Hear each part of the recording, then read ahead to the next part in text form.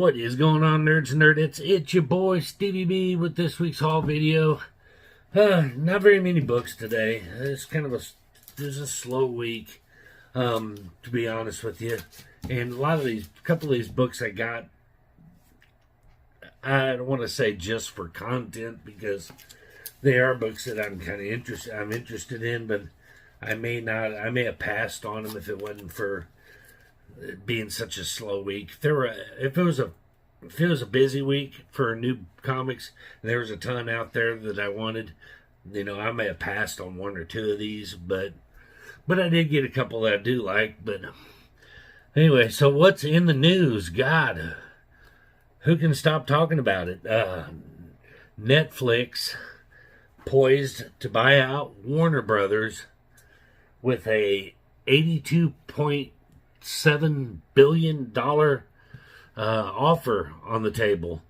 I was kind of trying to play in my head how this is going to affect the comic book world and the DCU and all this, and just when you think, okay, well, James Gunn has signed a contract through 2027, so he's going to get to finish Supergirl. He's going to get to finish Brave and the Bold, or World's Finest, maybe World's Finest, and a couple other the projects that he had planned. But beyond 2027, who knows? But then, just as I'd come to terms with Netflix buying out Warner Brothers, in swoops Paramount and outbids them and offers a whopping $108 billion.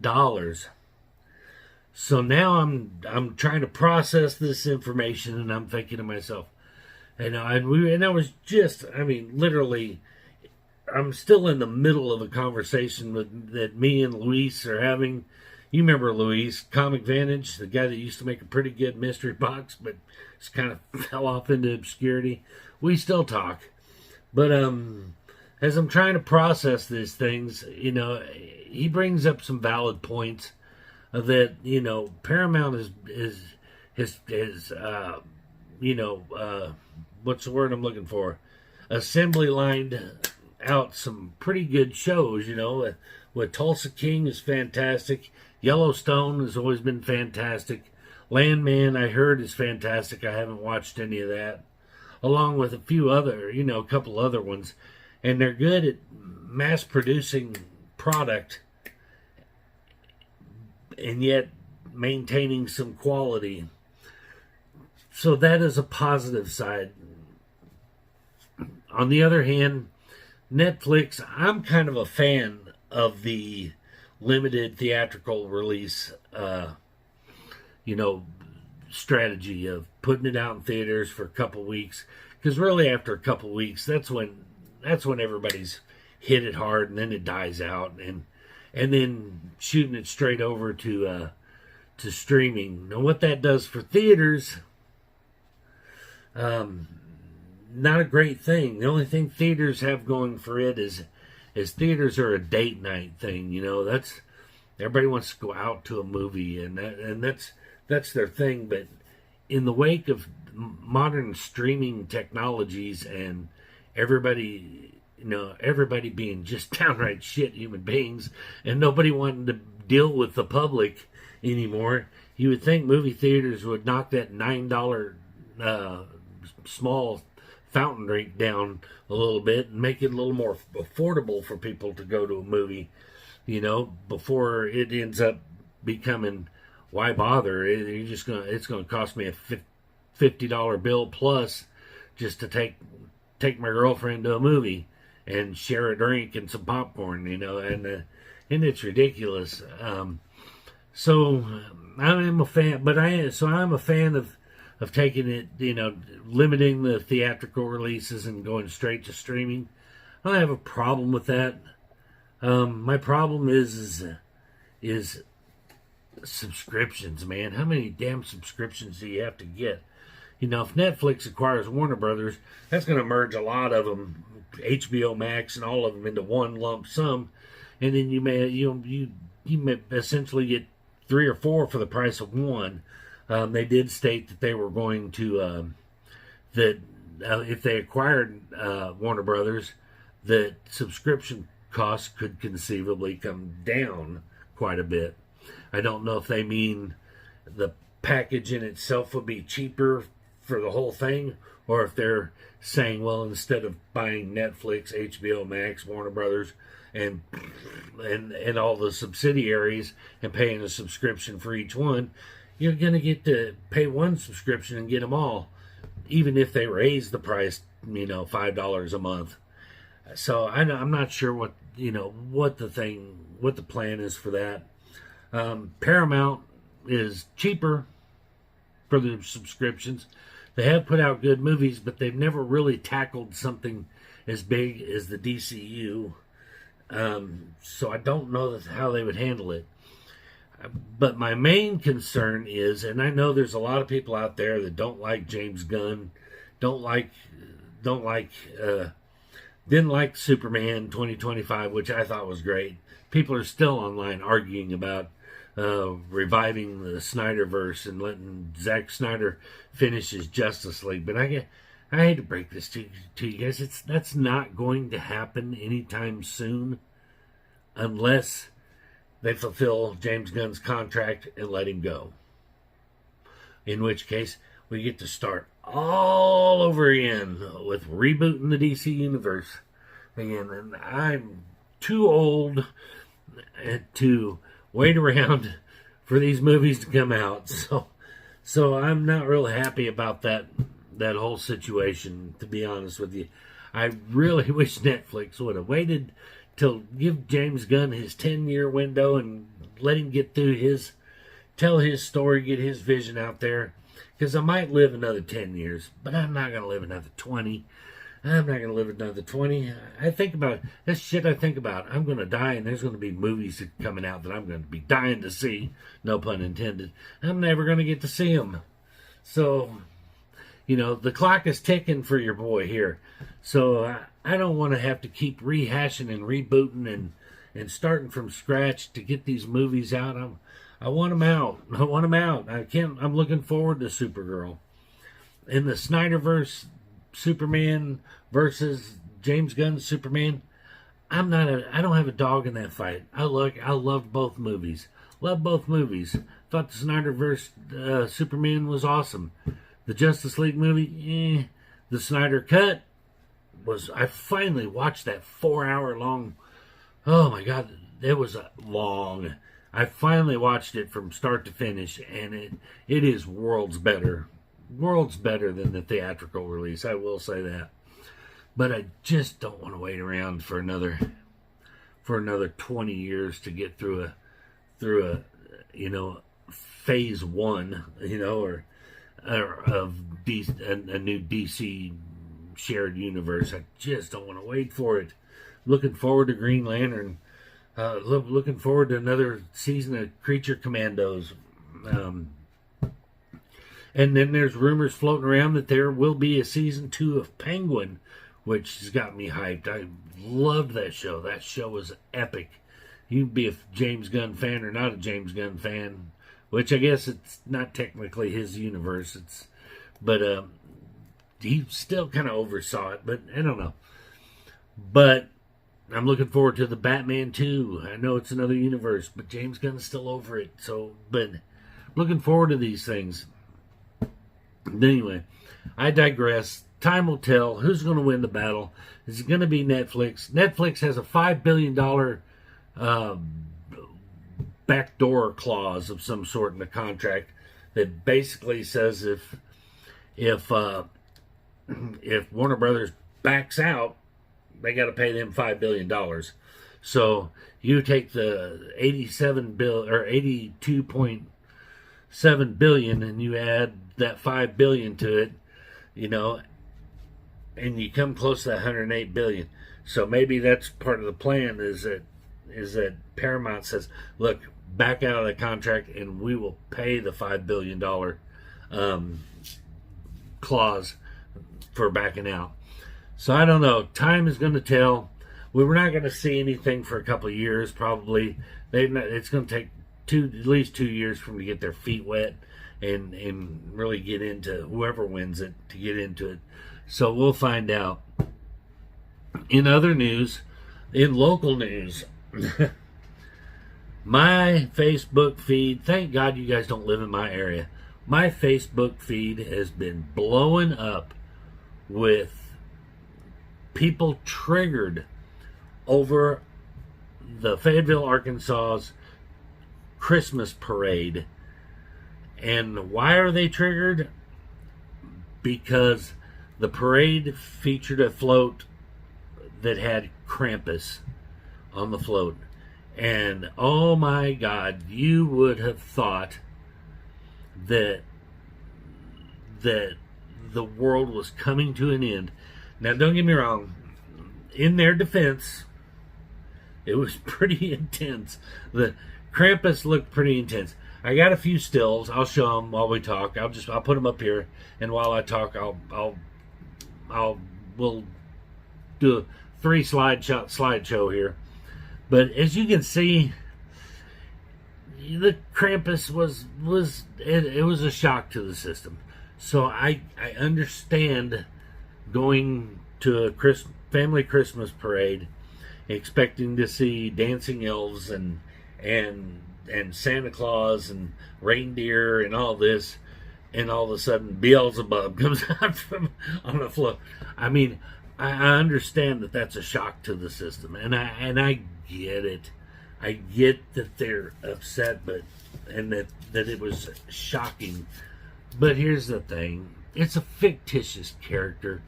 Krampus has been part of Christmas lore since the beginning. It's been, they've made movies about him. They talked about him. I mean, most recently, the Red One movie with The Rock in it. They featured him in that, and I'm sure the same people that are bitching about Krampus being in the Christmas parade probably went and saw that movie. Now, here's my thing. It's a fictitious character, albeit a scary-looking fictitious character. But one could argue that the Grinch could be pretty scary to a child, So, but nobody's up in arms when the Grinch shows up at a Christmas parade. And then in Halloween, you're going to drive through the neighborhood and you're going to see images and 25. We got a neighbor that's got 25, 30 foot tall skeletons and creatures in his yard every Halloween, and it's amazing. And parents take their kids. It's a destination for them to take their kids to go look at all the spooky Halloween decorations. I think you people think that your kids are a little more thin-skinned than they actually are. Maybe a toddler, but a toddler is afraid of Santa Claus. A toddler is afraid of the Easter Bunny.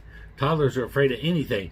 You put a 6-foot giant rabbit and stick your kid on that rabbit, it's traumatizing, So I think we just need to relax and realize that in life you're going to experience things that you don't like. You're going to see things you don't like.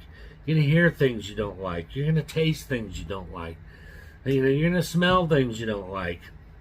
But not everything has to be a protest. You say, wow, that just wasn't for me, and you take your ball and you go home. And then next year, it'd probably be safe to go to the Christmas parade next year, because they're probably going, okay, whoops, we went too far. Next year, no Krampus. So you're probably not going to get Krampus next year. Me, I'd double down. I'd make him monstrous, but there, someone suggested, if you're going to put something like that in a Christmas parade, send out a little warning. But I don't know how you send out a warning. You put Christmas parade, parental guidance suggested. Some images may disturb young children, or be offensive to some thin-skinned people that can't handle it.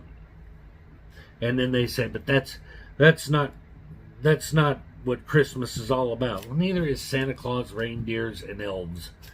Okay, it's it's supposed to be fun, but I digress. My point is this is what's making local news in my area, and I'm thinking, oh, another example of people starving for something to protest. But I have gone on a 15-minute rant and haven't showed a book yet, but there's so much going on. But I'll digress. Let me know what you think about Krampus in the Christmas Day parade in the comments. I'm genuinely interested in, am I underreacting? Or are they overreacting? One of us is wrong, or there's two things can be true at the same time. So, but anyway, let's get into the books. Like I said, only 4 to show off. I'll just show off the ones that, like I said, if it were a busier day, I may not have gotten these, but I'm not mad that I got them. So, but we're going to go with Doctor Strange #1. This is I don't remember which volume this is. 6, 5, 6, 7. I'm not sure. I can't remember. But I went in and picked it up. Love the cover. I don't remember. Horley did the cover. Yeah, Horley. That's it. But it's the first appearance of the Royal Family of Heaven. And also Verboten. He's a like a what am I trying to say? A sorcerer elf of some sort, I guess. But any rate, but cool cover. But I decided to pick it up. Get a little Doctor Strange in my collection. I don't have much Doctor Strange. Next up, and I didn't get the foil one. I don't know if they offered one. I was told in a group chat or Facebook group that I'm in, I asked why the A cover for Absolute Batman is blowing up through the roof, and the other ones, even though their first printings as well, are just kind of falling short. And everybody says, because A covers are king. And I was like, really? That's weird. Okay. So I try to get some A covers more. But anyway, next up I got Wiccan, Witch's Road, a new Marvel title. Looks kind of interesting. It's also a first appearance of the Salem 7. A group of new villains. So I'm a little curious about that one. This one I just got out of morbid curiosity. So, Witch's Road. Next up, now we're getting in some foils. Hulk Smash Everything, #1. No key, just foil, just a new Hulk book. Honestly, if it's a Hulk and it's a #1, I'm probably going to pick it up. Who did this cover? I don't remember who did this cover. I didn't do my research again. How dare I? Variant. It ain't gonna tell me. It's just gonna say variant edition. And then I'm gonna waste some more time trying to figure it out.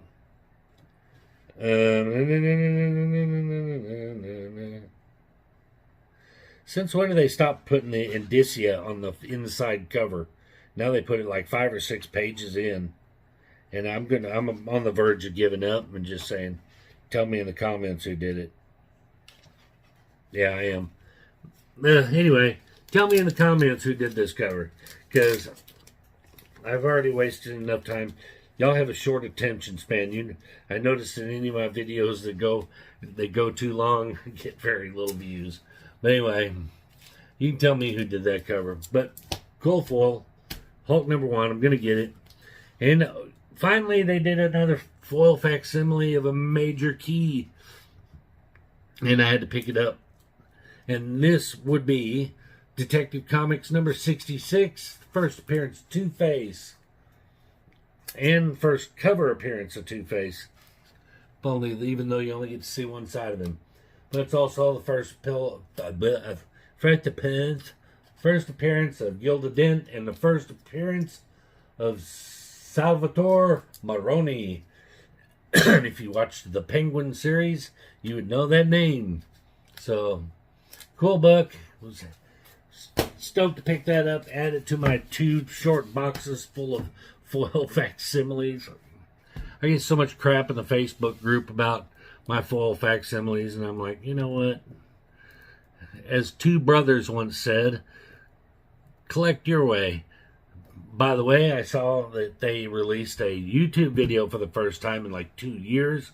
It's good to see them back-ish. So, just kind of updating on what's going on with them, but wish you guys would come back. Wish Wink Inc. would come back. Wish Food would come back. There's a lot of things I wish Comic Vantage would go back to selling mystery boxes again. Even though I didn't buy them every single time, I was still semi-regular with purchasing one. But I miss a lot of things about the old community. Wish a lot of it would come back. Rude Planet, make some more content, damn you. I know you're watching. Make some more damn content. I don't care what it's about. Show Valiant books. I don't care. Just make some content. Miss you guys. But anyway, that's going to do it for this haul video. I went 20 minutes. I was trying to keep it under 20, and I went over. But before you go, if you wouldn't mind, do all those YouTube things I'd love for you to do. Like, subscribe, comment, share, and we will see you guys in the next one. Peace.